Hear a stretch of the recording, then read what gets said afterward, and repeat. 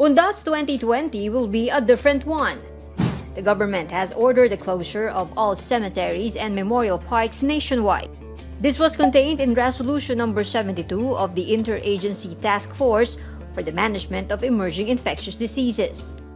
The public cannot visit cemeteries from October 29 to November 4.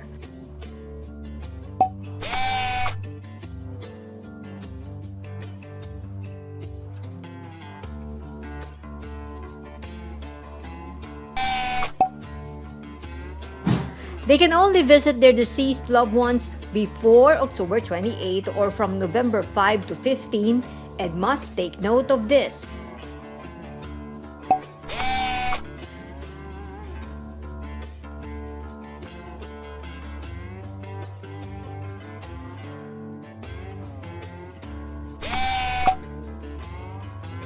Senior citizens and minors are generally prohibited.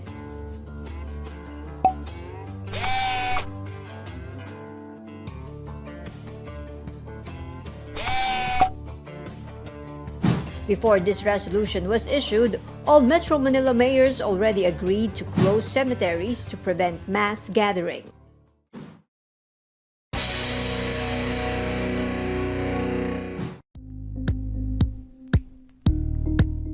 Thank you for watching Politico TV. Please like and subscribe to our channel for more videos.